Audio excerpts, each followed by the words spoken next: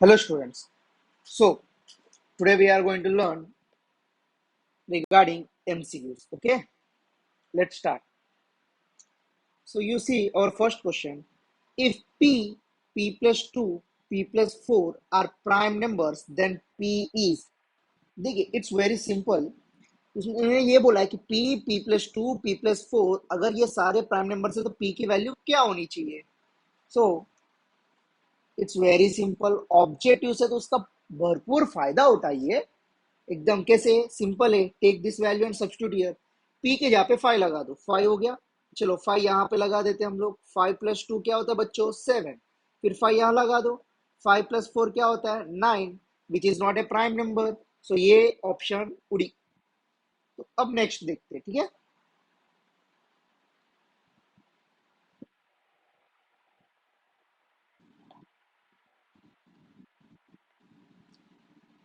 Now for 3. चलो 3 की value substitute कर दो इधर.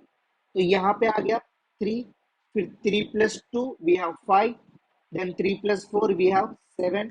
सो your option is B. That's it. चलो नेक्स्ट क्वेश्चन नंबर 2 पे. When a square is divided by 6, then dash is not reminder. See the question again. Not reminder they are asking. तो चलो यहाँ पे हम लोग क्या करते हैं, नंबर्स को सब्स्टिट्यूट कर देते हैं. ए स्क्वायर के यहाँ पे let's take. See for example देखो, सिंपल सी बात है. अगर कोई भी नंबर 6 से डिवाइड होना है तो 6 से बड़ा लेना होगा. तो but don't worry. For example अगर मैं ए की वैल्यू में 1 ले लूं, sorry,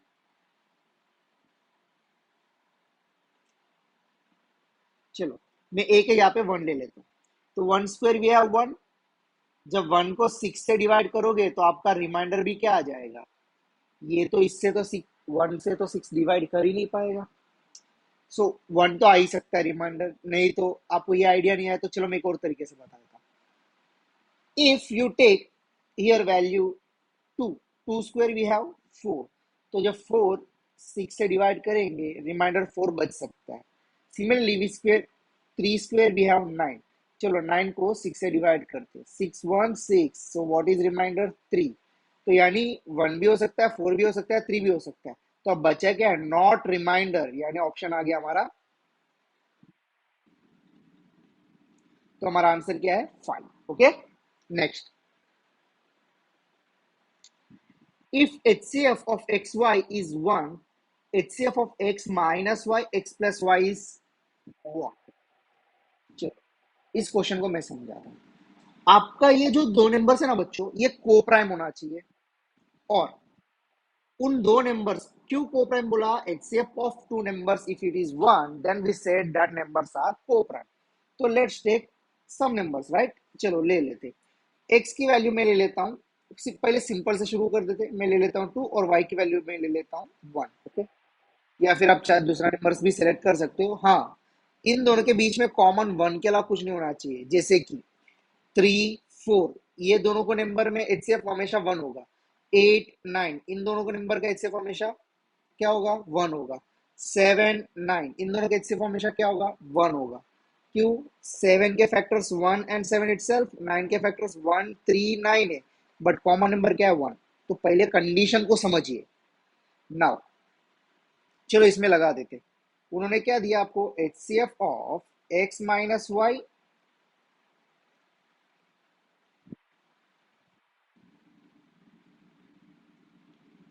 then what we have? x plus y. चलो पहले मैं ले लेता हूँ 2 और फिर 1. 2 माइनस 1, 2 प्लस 1 क्या होता है बच्चों? ये हो गया 1 और ये हो गया 3. 3 और 1 के बीच में कॉमन क्या है? 1. तो यानी आपको ऑप्शन में दिख रहा है 1 है. बट आप बोल सकते हो सर 2 कैसे हो सकता है? Let's take this two numbers. Okay. चलो मैं x की यहाँ पे 9 ले लेता हूँ, y की यहाँ पे 7 ले लेता हूँ. तो यहाँ पे क्या आएगा? HCF of 9 minus 7, 9 plus 7. 9 minus 7 क्या होता है? 2. 9 प्लस 7 क्या होता है? 14. So what we have? HCF 2 and 14. Got it? So your answer is 1 or 2. Okay, let's see question number 4. Out of the following, that is square of any natural number. वाह, क्या पूछ लिया भाई, दिल खुश कर दिया इस बंदे ने तो। देखो भाई, मजा आ जाएगा जब मैं ये क्वेश्चन का ट्रिक में समझाऊंगा ना, मजा आएगा। अब बहुत बच्चे सोच रहे होंगे, सर यार इतना बड़ा नंबर स्क्वायर है कि नहीं, पता कैसे करूंगा। पहले तो थोड़ा नंबर्स के साथ बात कर लेते हैं, as we are dealing with real numbers, so let's discuss about real numbers. तो फर्स्ट, वन का स्क्वायर क्या होता है बच्चों, वन। टू का स्क्वायर क्या होता है, फोर। थ्री का स्क्वायर क्या होता है, नाइन। फोर का स्क्वायर, 16। फाइव का स्क्वायर, 25। सिक्स का स्क्वायर, 36। सेवन का स्क्वायर, 49। एट का स्क्वायर, 64। नाइन का स्क्वायर, 81। टेन का square, 100। Now if you observe carefully, 1 4 9 6 5 6 9 4 1 0, your unit place are 1 4 9 6 5 0। मतलब 1 4 9 5 9 6 0 के अलावा कोई और यूनिट प्लेस आ ही नहीं सकते। तो इट्स वेरी सिंपल, 2 हो सकता है, चल निकल। 8 हो सकता है, निकल। 3 हो सकता है, ए भाई कभी 3 यहाँ पे हो ही नहीं सकता, निकल। अब बचा कौन है लास्ट में, 1। ये रहा आंसर। मजा आ गया। चलो फिर आगे बढ़ते, रुकना क्यों है। Now in question number 5, HCF of AB is equals to 18, then LCM of AB is not possible। देखो क्वेश्चन, हाँ नॉट पॉसिबल बोला। भाई देख, एग्जाम में आप, डियर स्टूडेंट्स, जब एग्जाम में आप क्वेश्चन रीड करते हो ना, सो बहुत ध्यान से रीड करना उसने क्या पूछा है। बहुत सारे बच्चे यही गलती करते हैं जल्दबाजी के चक्कर में। Okay, now the point is not डिविजल बोला, इसका मतलब क्या है कि सिंपल सी बात है कि ए एलसीएम जो है ना, नॉट पॉसिबल का मतलब ये है कि 18 से वो डिवाइड नहीं होना चाहिए। ये याद रखना, आप एलसीएफ इंटू एलसीएम निकालते हो तो ए इंटू बी आता है ना बच्चों। इसमें अपने एचसीएफ ऑफ ए बी जो निकालते हैं ना, this is actually factor, and when we are talking about LCM this is multiple. तो एचसीएफ जो है ना, हमेशा हमेशा उसको कुछ मल्टीप्लाई करोगे तो हमेशा एलसीएम आएगा ही। What I mean, it's very simple. अगर आपका एलसीएम को एचसीएफ से डिवाइड करोगे तो ऐसा कह सकते हैं कि वो पॉसिबल है, डिवाइड होगा तो, नहीं होगा तो पॉसिबल नहीं है। अब 18 टू 36 होता है तो ये डिवाइड हो सकता है। 18 4 72 होता है, ये भी डिवाइड हो सकता है।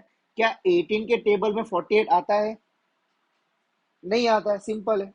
So your answer is this one. तो ये भी डिवाइड हो सकता है। तो उसके आंसर के हिसाब से क्या नॉट पॉसिबल यही है। Okay, so next, LCM and HCF दिया हुआ है, ठीक है। देखो 36 एंड 2। सो यहाँ पे मैंने एक फॉर्मूला लिखा, ठीक है। एक यहाँ पे मैं टिप्स दे देता हूँ। If you want to find HCF, a into b by LCM. If you want to find LCM, a into b by H C F करना। If you want to find a, तो क्या करना है, H C F into LCM को divided by b करो। In short मेरा मतलब ये है कि ए बी में से कुछ भी अगर नहीं दिया हो तो सिंपल है यार, एचसीएफ और एलसीएम को मल्टीप्लाई करो और एक नंबर से डिवाइड कर दो। So now the point, HCF कितना दिया 36 और ये दिया है एलसीएम और एचसीएफ। तो 36 इंटू 2 बाई, आपको देखो एक नंबर दिया है 18। So now 18 2s are 36, so 2 2s the answer is 4। That's it. Now question number 7, the least perfect square number which is divisible 3 4 5 6 and 8 is, oh my god। आप LCM निकालने जाओगे list सुन के, रुको जरा, सुन लो और समझो। इन्होंने पूछ लिया लिस्ट, लिस्ट का मतलब छोटू। अब छोटू ढूंढना है जो परफेक्ट स्क्वायर भी हो और 3 4 5 6 8 से डिवाइड भी होना चाहिए। It's very simple. देखो बच्चों, 900 is a perfect square, but the point is it cannot be divisible by 8। Why, how, check करो। अब 1200 को मैं ब्रेक करूंगा, देखो 12 और ये 100 दिख रहा है। 100 तो परफेक्ट स्क्वायर है बट 12 परफेक्ट स्क्वायर नहीं है, तो सीधी सीधी बात है ये तो डिवाइड होगा ही नहीं। चलो अब 25 और ये 100 में 25 इंटू 100 को मैं ब्रेक करूंगा, this both are perfect square, but the point is 3 से डिवाइड होना भी तो चाहिए पहले। तो क्या 25 3 के टेबल में आता है? नहीं। तो चल हट, निकाल दो, पहली फुर्सत में निकल जाओ। ये भी निकल गई, क्योंकि ये तो 8 से डिवाइड नहीं हो रही, ये भी निकल गई। अब बचा कौन है? 3600। तो एमसीक्यू एग्जाम में इस तरीके से टैकल करते। If you are going for solution, definitely you are not able to solve in 30 seconds. कुछ क्वेश्चंस को टाइम देना जरूरी है, बट बच्चों देखो, जितना आप अपना दिमाग लगाओगे उतना टाइम वेस्ट करोगे। जितना ट्रिक्स और टिप्स करो यूज करोगे ना, उतना आसानी से क्वेश्चन सॉल्व हो जाएगा। और एमसीक्यू दिया है तो उसको यूज करो। Now, out of the following dash is rational number. तो इनमें से कौन सा रेशनल नंबर है वो बोला है, ठीक है। तो नॉट नहीं बोला है, जो बोला। तो root 3, we already know that root 3 is irrational number, pi is an irrational number. See, do remember, rational number उसे बोलते हैं जिसको p बाई क्यू फॉर्मेट में लिख सकते हैं, but q is not equal to zero का मतलब है डिनोमिनेटर कभी जीरो नहीं होना चाहिए। तो ये तो रेशनल नंबर है ही नहीं। तो भाई टेंशन मत लो, ये नहीं है, ये नहीं है। अब तीनों तो घर चले गए, अब तुम्हारे पास बचा कौन है? सीधी सीधी बात है, 0 को 4 से डिवाइड करोगे तो जीरो आएगा। जीरो तो रेशनल नंबर है। क्यों रेशनल नंबर है? All the natural numbers are in whole numbers, all the whole numbers are in integers, all the whole integers are in sorry rational numbers, right. तो भाई whole number में zero आता है, zero इसके घर में आया तो इसके घर में भी आ गया, that's it. Now 0.02222 is a dash. Definitely you see that here 2 is recurring, right? और यहाँ पे ये डॉट्स जो दिया ना, इसका मतलब ये कंटिन्यूली जा रहा है। सिंपल सी बात है, रेशनल, खत्म बात। चलो आगे बढ़े।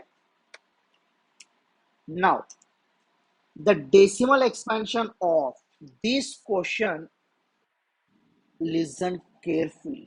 ये जो लास्ट क्वेश्चन है बोर्ड में पूछा है, ओके। अब ये जो क्वेश्चन मैं आपको बता रहा हूं, इसमें क्या बोला है? Terminates after digits. टर्मिनेट्स मतलब खत्म कब हो, यानी जैसे ये दिख रहा है बच्चों, ये रिकरिंग हो रहा है। अगर मैं इसको लिखूं 0.22, तो डेसिमल के बाद 2 डिजिट्स है ना, तो इसको बोलते हैं डेसिमल टर्मिनेट आफ्टर 2 डिजिट्स। जैसे 0.349, जैसे how many digits are there? 1 2 3, तो डेसिमल के बाद 3 डिजिट्स है, तो टर्मिनेट आफ्टर 3 डिजिट्स। तो सिमिलरली आप इसको जज कर सकते हैं अपने डिनोमीटर को चेक करके। Like when you take prime factorisation of 6250, में जो ट्रिक और टिप बता रहा हूं ध्यान से देखो। We have 2 times what? 3125, और ये 3125 5 का पावर 5 है। अब डिनोमीटर को मैं ऐसा लिख सकता हूँ, 2517 डिवाइड बाई 6250। अब यहाँ पे ये जो डिनोमीटर है मैं इसको ऐसा लिख सकता हूँ ना बच्चों, ये आपने पढ़ाई होगा अपने लास्ट एक्सरसाइज में, चैप्टर नंबर 1। इसमें सबसे डिनोमीटर का सबसे बड़ा पावर 5 है, और 5, it's very simple, this is your answer, that's it.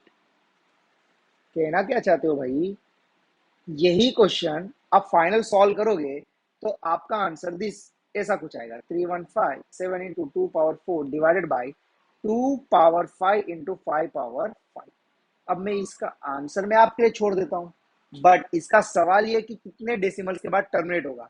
तो वो डिनोमीटर का 2 या 5 का मैक्सिमम पावर जो होगा, आपको सिर्फ वही आंसर टिक करना है, ओके। सो